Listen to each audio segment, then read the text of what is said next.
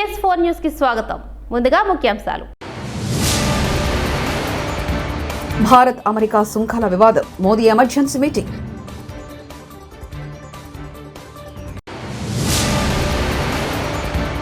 $25 లక్షల విలువైన కరెన్సీ నోట్లతో అమ్మవారికి ప్రత్యేక అలంకరణ.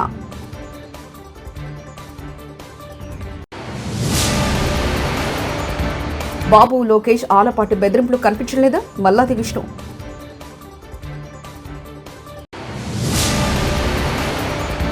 వైకాపా నేతల చిల్లర విమర్శలు, 11 నుండి 0కి పడిపోవడం ఖాయం. మంత్రి నారాయణ. భారత్ అమెరికా దేశాల మధ్య సుంకాల విషయంలో చర్చ జోరుగా సాగుతుంది.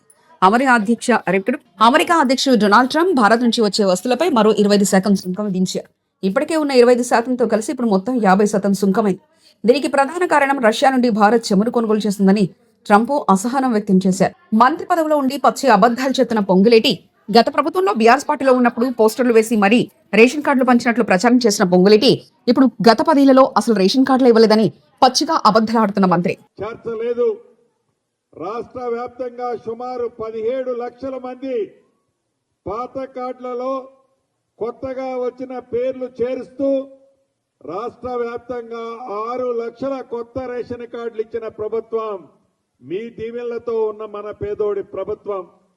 10 సంవత్సరాలలో రేషన్ కార్డు కొత్తది ఇవ్వటం కానీ, ఉన్న పాత రేషన్ కార్డులో బిడ్డ పుట్టినా కోడలొచ్చినా ఆ పేర్లు కూడా ఆనాడు పాత కార్డులో చేర్చలేదు.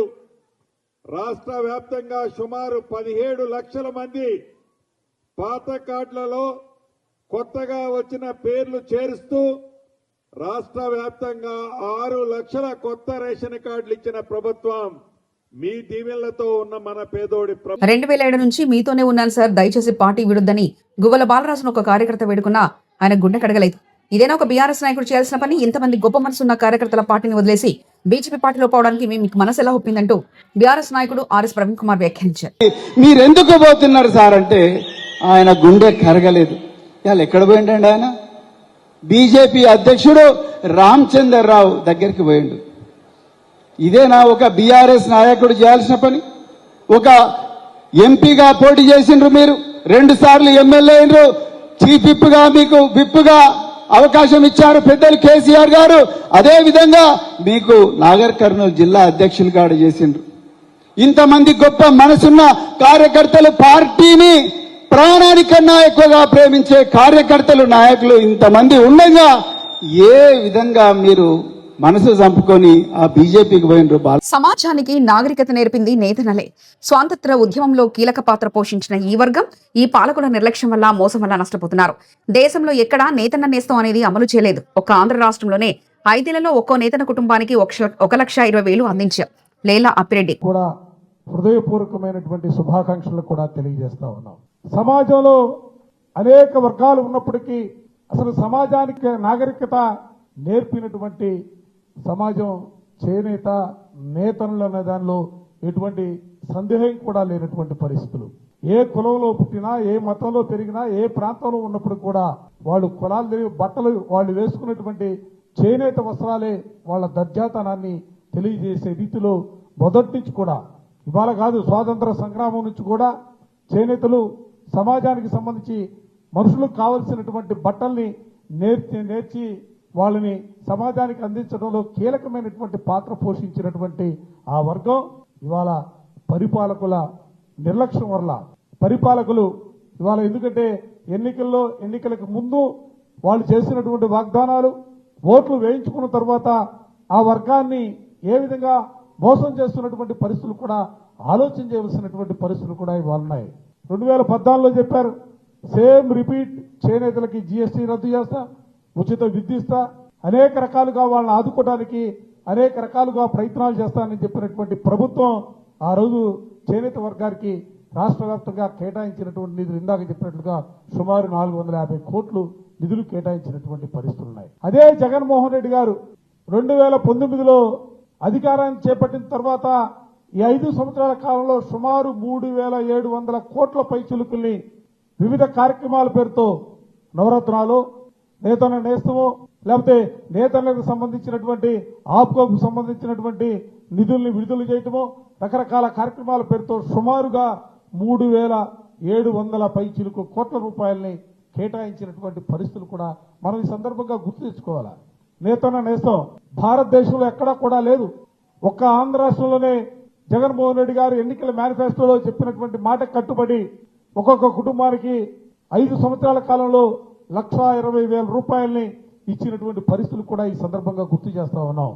మిత్రులు మోహన్ రావు గారు ఉన్నారు. లక్షల కోట్లు కాజాలనే దురుద్దేశంతో సింగపూర్ వెళ్లిన చంద్రబాబు లోకేష్లకు అక్కడ గిట్టుబాటు పోయేసరికి తెగబారపడుతూ మా మీద బురద జల్లే ప్రయత్నం చేస్తున్నారు. అసలు ఏపీకి సింగపూర్ ప్రభుత్వానికి ఏం సంబంధం ఉంది? ప్రభుత్వానికి కాదు, అక్కడున్న కొన్ని సంస్థలు పెట్టుబడి పెట్టడానికి వస్తే సింగపూర్ ప్రభుత్వమే వచ్చిందని చంద్రబాబు గొప్పలు చెప్పారు. దీనిపై సింగపూర్ పార్లమెంట్ లో సింగపూర్ ప్రభుత్వం మాకు ఏపీ ప్రభుత్వానికి సంబంధం లేదని స్పష్టంగా తెలియజేసింది. అమ్మటి రాంబాబు మాజీ మంత్రి, గుంటూరు జిల్లా వైఎస్ఆర్సీపీ అధ్యక్షుడు. అసలు ఒక చిన్న విషయం అండి, చంద్రబాబు నాయుడు గారిని అడుగుతున్నా, లోకేష్ గారిని అడుగుతా ఉన్నా, రాష్ట్ర ప్రజలను కూడా ఆలోచించమని ఈ సందర్భంగా నేను చెప్పదలుచుకున్నా. సింగపూర్ ప్రభుత్వానికి ఏమి సంబంధం? అసలు సింగపూర్ ప్రభుత్వానికి సంబంధమే లేదు. సింగపూర్లో ఉన్నటువంటి కొన్ని కంపెనీలు, మన రాష్ట్రంలో కొన్ని ప్రైవేట్ కంపెనీలు ఉన్నాయి కదా, అలాంటి కంపెనీలు వాళ్ళు ఇక్కడ పెట్టుబడి పెట్టడానికి వచ్చారు ముందుకు. సింగపూర్ ప్రభుత్వమే పెట్టుబడి పెట్టడానికి వచ్చింది అనేటువంటి మాటలు చెప్పి ప్రజల్ని నమ్మించడానికి మీరు ప్రయత్నం గతంలో చేశారు. దానిలో ఒక మాట చెప్తాను. పార్లమెంట్ సభ్యుడు, సింగపూర్కు సంబంధించినటువంటి పార్లమెంట్ సభ్యుడు లియోన్ ఫెలీలా అనే ఆయన పార్లమెంట్లో క్వశ్చన్ వేశాడు. ఎప్పుడు 2019లో ఏం వేశాడంటే, చంద్రబాబు ఫ్రెండ్ ఈశ్వర్ని అడిగాడు, అసలు సింగపూర్ ప్రభుత్వం ఏపీ ప్రభుత్వానికి ఏమైనా సంబంధం ఉందా, సింగపూర్ ప్రభుత్వం పెట్టుబడులు పెడుతుందా అని అడిగాడు. అడిగితే పార్లమెంటు సాక్షిగా, సింగపూర్ పార్లమెంటు సాక్షిగా చెప్పింది ఒకటే, సింగపూర్ ప్రభుత్వం పెట్టుబడులు పెట్టడం లేదు. గవర్నమెంట్ కి సింగపూర్ గవర్నమెంట్ కి ఆంధ్రప్రదేశ్ గవర్నమెంట్ కి ఏ విధమైన సంబంధం లేదు.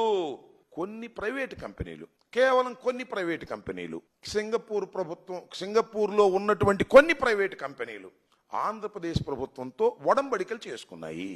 ఆ ఒడంబడికలు ఇంకా ప్రాథమిక దశలో ఉన్నాయి అని 2019లో పార్లమెంటులో ఇచ్చినటువంటి సమాధానం. దీన్ని బట్టి ఏమర్థమవుతుంది? సింగపూర్ ప్రభుత్వానికి రాజధాని నిర్మాణంలో ఏ విధమైన సంబంధం లేదు. సింగపూర్లో ఉన్నటువంటి ప్రైవేట్ కంపెనీలు కొన్ని ఇక్కడ పెట్టుబడి పెట్టేటటువంటి కార్యక్రమం చేస్తున్నాయి. దానికి చంద్రబాబు నాయుడు గారు పచ్చ జెండాలు ఊపి సింగపూర్ ప్రభుత్వం. టీడీపీ ఎమ్మెల్సీ ఆలపాటి రాజేంద్ర బెదిరింపులు తారస్థాయికి చేరాయని ఆరోపించారు మాజీ ఎమ్మెల్యే మల్లాది విష్ణు. ఆలపాటి రాజేంద్రకు శాతవాహన కళాశాలకు సంబంధం ఏంటని ప్రశ్నించారు. శాతవాహన భూములను కాజేస్తుంటే చంద్రబాబు, లోకేష్ ఎందుకు మౌనం వహిస్తున్నారని వ్యాఖ్యలు చేశారు.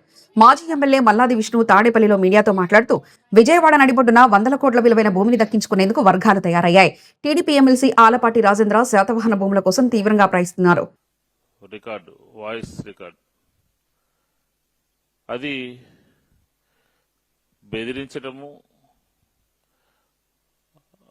కుటుంబం జోలికి వస్తాము అని చెప్పని, లేకపోతే మీ కుటుంబంలో ఉన్నటువంటి వాళ్ళ గురించి ఆ శ్రీనివాసరావు నిన్న పోలీస్ కమిషనర్ కార్యాలయంలో ఆయన వంకాయలపాటి శ్రీనివాసరావు అది పోలీస్ అధికారులకి కలిసి చెప్పినటువంటి మాటలు ఈ తెలుగుదేశం ప్రభుత్వం ఆంధ్రప్రదేశ్లో ఏ రకంగా అధికార పార్టీ సంబంధించినటువంటి ఎమ్మెల్సీలు, ఎమ్మెల్యేలు, నాయకులు ఏ రకంగా వ్యవహరిస్తున్నారో, ఏ రకంగా కబ్జాలు చేయాలనుకుంటున్నారో, ఏ రకంగా భూ దోపిడీ చేస్తున్నారో, ఏ రకంగా ఇతరులను బెదిరిస్తున్నారో మనకి స్పష్టంగా కంప్లైంట్ ద్వారా అర్థమవుతుంది. ఇది 50 సంవత్సరాల చరిత్ర కలిగినటువంటి శాతవాహన కళాశాల. ఈ కళాశాల తెనాల్లో ఉండేటటువంటి ఆలపాటి రాజా గారికి ఏంటి సంబంధం అని చెప్పని అడుగుతా ఉన్నాం. అసలు మీరు విజయవాడలో విద్యార్థుల గురించి, విద్యార్థుల యొక్క భవిష్యత్తు గురించి, కళాశాల అభ్యున్నతి గురించి మీరు ఎందుకు ఈ కళాశాలలో జొరబడ్డారో ఆంధ్రప్రదేశ్ ప్రజలకు చెప్పాలి అని చెప్పని కూడా డిమాండ్ చేస్తా ఉన్నాం. ఇంకొక వర్గమేమో మా ల్యాండ్ మాకు సంబంధించిందని వాళ్ళు, ఈ భూ దోపిడీకి అధికార పార్టీ మౌనంగా ఉండటము, చూస్తూ ఊరుకోవటము, దీనికి ఏం సంకేతాలు ఇచ్చినట్టు అవుతుంది? నగరంలో అత్యంత విలువైనటువంటి ఖరీదైనటువంటి 5 ఎకరాలు రమారమి 5 ఎకరాలు స్థలాన్ని వర్గాలుగా విడిపోయి, గ్రూపులుగా విడిపోయి, శాంతి భద్రతల సమస్యని సృష్టిస్తూ ఇతరులను బెదిరిస్తూ వారికి కావలసిన వాళ్ళని భయపెడుతూ దీన్ని కబ్జా చేయాలని చెప్పిన ప్రయత్నం చేస్తా ఉన్నాం. అధికార యంత్రాంగం ఏం చేస్తుందని చెప్పని అడుగుతా ఉన్నాం. పోలీసులకి ఈ వంకాయలపాటి శ్రీనివాసరావు అనే అతను ఫిర్యాదు చేయడం ఇది మొదటిసారి కాదు. గతంలో ఒకసారి కిడ్నాప్ చేశారని చేశారు, రెండోసారి నిన్న నన్ను చంపేస్తానని చెప్పని భయం వేస్తుంది, రక్షణ కల్పించాలని చెప్పని పోలీస్ అధికారుల దగ్గరికి వెళ్ళారు. డీజీపీ గారికి నేను కంప్లైంట్ చేశానని చెప్పని చెప్పడం జరిగింది. ఇట్లాగా అధికార పార్టీ నేతలే ఇలాంటి దౌర్జన్యాలకి పాల్పడితే ప్రజలు ఎవరి దగ్గరికి వెళ్తారో అని చెప్పని కూడా ఈ సందర్భంగా అడుగుతా ఉన్నాను. ఎందుకని ప్రభుత్వం శ్రావణ శుక్రవారం వరలక్ష్మి వ్రతం పర్వదినాన్ని పురస్కరించుకుని తెలుగు రాష్ట్రాలలో ఆలయాలను సర్వాంగ సుందరంగా తీర్చిదిద్దారు. కాకినాడ జిల్లాలోని కేంద్రపాలిత ప్రాంతంలో యానంలో శ్రీ వాసవి కన్యకా పరమేశ్వరి అమ్మవారిని 25 లక్షల విలువైన కరెన్సీ నోట్లతో ప్రత్యేకంగా అలంకరించారు. తూర్పుగోదావరి జిల్లా ఉండ్రాజవరం మండలం పాలంగిలో శ్రీ కనకదుర్గ అమ్మవారు ధనలక్ష్మిగా భక్తులకు దర్శనమిచ్చారు. ఈ సందర్భంగా ఆలయ ముఖమండపంతో పాటు గర్భగుడి అమ్మవారి విగ్రహాన్ని కరెన్సీ నోట్లతో సుందరంగా మార్చారు.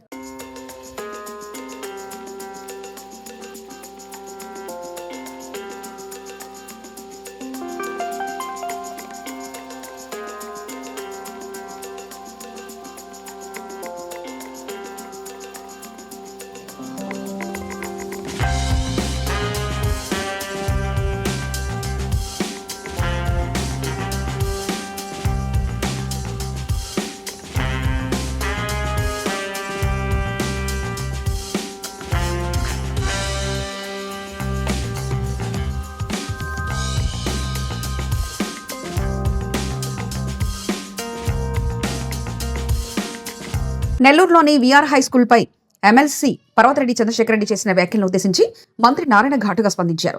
వైకాపా నేతలు చేసేవి అర్థం లేని ఆరోపణలంటూ మండిపడ్డారు. తనపై మాట్లాడేందుకు ఏమీ లేకపోవడంతో విఆర్ పాఠశాలపై అసత్య ఆరోపణలు చేస్తున్నారని ధ్వజమెత్తారు. తాను చదివిన విఆర్సీని అభివృద్ధి చేస్తుంటే కొందరు ఓర్వలేకపోతున్నారంటూ వైకాపా నేతలను ఉద్దేశించి ఆయన వ్యాఖ్యానించారు.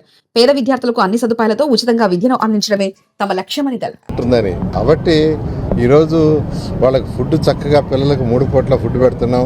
అంటే breakfast, lunch, evening snacks, transport ఏర్పాటు చేసాం, వెహికల్స్ అరేంజ్ చేస్తున్నాం. నారాయణ విద్యా సంస్థలో మెటీరియల్ యాక్చువల్గా ఇవ్వటం జరిగింది. కానీ వాళ్ళు ఓర్వలేక భరించలేక ఈరోజు అది రాష్ట్రం మొత్తం వచ్చింది గుడ్విల్. ఆ విఆర్ హై స్కూల్ అనేది నెల్లూరు సిటీకి వచ్చింది, రాష్ట్రం అంతా వచ్చింది. ఒక మోడల్గా ప్రతి ఎమ్మెల్యే కూడా ఇప్పుడు చేయాలనుకుంటున్నారు. లోకేష్ గారు యాక్చువల్గా మంగళగిరిలో చేస్తున్నారు. నిన్న మా పాప షర్ణిని అడిగారు, షర్ణి నువ్వు కూడా అక్కడ పోయి ఏదన్నా ఉంటే సజెస్ట్ చేయమంటే నిన్న మా కుమార్తె షర్ణి పోయి యాక్చువల్గా మంగళగిరిలో ఆ స్కూల్ చూసి ఏం చేయాలో చెప్తే నిన్న 1 గంట లోకేష్ గారు అపాయింట్మెంట్ ఇచ్చారు 2 to 3. మా పాప పోయి ఆయనకు అన్నీ చెప్పింది ఏం చేయాలి, ఎలా చేయాలని. ఇలా అనేక మంది ఎమ్మెల్యేలు అడుగుతున్నారు. ఎందుకంటే ఒక మోడల్ చేసాం. ఎప్పుడు ముఖ్యమంత్రి గారు ఒకటి అంటారు, ఏదన్నా ఒకటి చేస్తే దాని ఇంపాక్ట్ రాష్ట్రం మొత్తం మీద ఉండాలని. నేను ఈ విద్య నుంచి వచ్చాను, ఎడ్యుకేషన్ ఇన్స్టిట్యూషన్ నుంచి. కాబట్టి నేను చదివిన స్కూలు చేయాలని చేస్తాను. అంతేకాదు నెల్లూరులో ఉన్న అన్ని స్కూల్స్ చేస్తాను. 54 స్కూల్స్ని ఈ రాబోయే 4 సంవత్సరాల్లో పూర్తి చేస్తాను. ఫస్ట్ 11 హై స్కూల్స్ ఉన్నాయి, వాటిని మొదలు పెట్టాను. ఆల్రెడీ వేమిరెడ్డి ప్రభాకర్ రెడ్డి గారు ఒక స్కూల్ తీసుకున్నారు, ఆర్ఎస్ఆర్ స్కూల్ మొదలు పెట్టారు.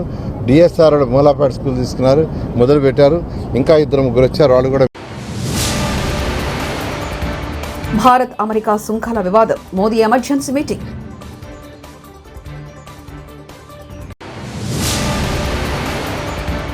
$25 లక్షల విలువైన కరెన్సీ నోట్లతో అమ్మవారికి ప్రత్యేక అలంకరణ.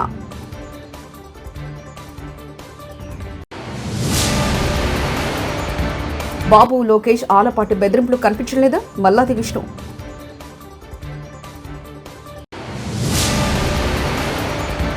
వైకాపా నేతల చిల్లర విమర్శలు, 11 నుండి 0కి పడిపోవడం ఖాయం, మంత్రి నారాయణ. TS4 న్యూస్ ఇంతటితో సమాప్తం. చూస్తున్నారండి TS4 తెలుగు.